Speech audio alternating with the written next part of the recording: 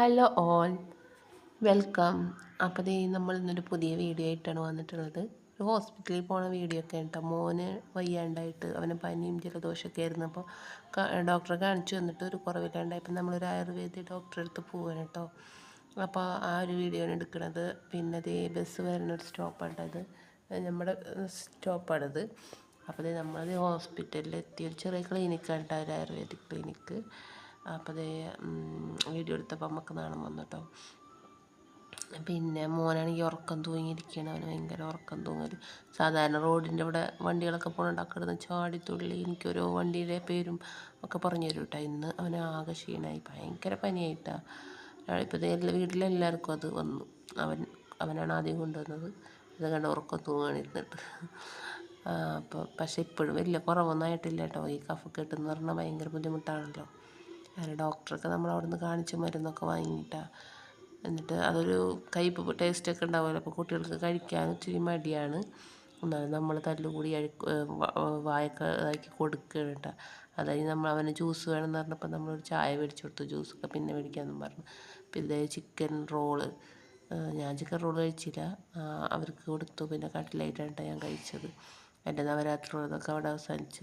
കാരണം വീട്ടിൽ പറ്റാണ്ടൊരവസ്ഥ വന്ന്, അപ്പോൾ പറ്റിയില്ല. അതല്ലെങ്കിൽ എനിക്ക് പറ്റാറില്ല മുഴുവനും എടുക്കാൻ വേണ്ടിയിട്ട്, അത്ര ഭാഗ്യമൊന്നും ഇല്ലാട്ടോ എനിക്ക്. അപ്പോൾ അത് ചായയും കുടിച്ച് നമ്മളത് അവിടെ നിന്ന് ഇറങ്ങി. അതിൻ്റെ ഇടയിൽ നമ്മളൊരു ജ്വല്ലറിയിലൊക്കെ കയറിയതൊന്നും എനിക്ക് വീഡിയോ എടുക്കാൻ പറ്റില്ല കേട്ടോ. നമ്മളൊരു കോയിൻ മേടിക്കാനാണ് കയറിയത്. പിന്നെ അപ്പോൾ വീഡിയോ എടുക്കാനും ടൈമും കിട്ടിയില്ല.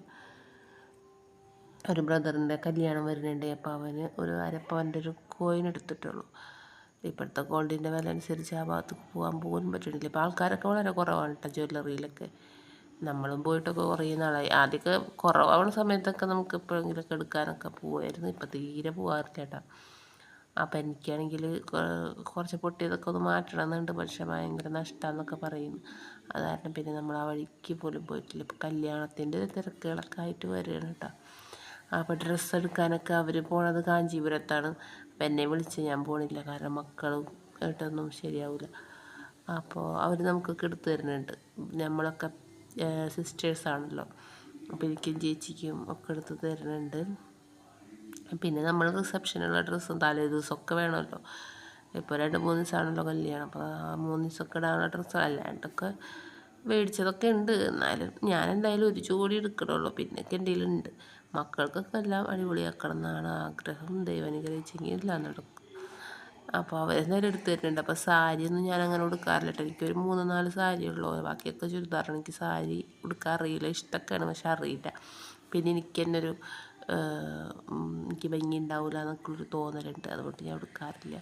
അപ്പോൾ ഇപ്രാവശ്യം എന്തായാലും ഒരു അനിയനാണ് അവൻ. അപ്പം അനിയൻ്റെ കല്യാണത്തിന് ചേച്ചിമാരൊക്കെ സാരി എടുക്കേണ്ടതെന്ന് അവർ പറയുന്നു, എല്ലാവരും പറയുന്നു. അപ്പം പിന്നെ ഞാൻ എന്നാൽ സാരി എടുക്കാമെന്ന് വിചാരിച്ചിട്ടുണ്ട്. എന്താണെന്നറിയില്ല. പിന്നെ ഞാൻ തന്നെ വിചാരിക്കും ചുരിദാർ മതിയാ, സാരി വേണോ എന്നൊക്കെ വിചാരിക്കും കേട്ടോ. അപ്പോൾ സാരി എടുക്കേണ്ട പ്രായമൊക്കെ കഴിഞ്ഞു. എന്നാലും നമുക്ക് ഇപ്പോൾ 2 കുട്ടികളൊക്കെ ആയില്ലേ. പക്ഷെ എനിക്ക് ആദ്യമൊക്കെ ആയിരുന്നു കേട്ടോ സാരി എടുക്കാൻ ഇഷ്ടം. അപ്പോൾ ഇന്നത്തെ വീഡിയോ ഇത്ര ഉള്ളൂ കേട്ടോ. അപ്പോൾ ഇഷ്ടമായെങ്കിൽ എല്ലാവരും ഒന്ന് ലൈക്ക് ചെയ്യുക, ഇഷ്ടമായില്ലെങ്കിൽ അൺലൈക്ക് ചെയ്യുക, അത്രേ ഉള്ളൂ.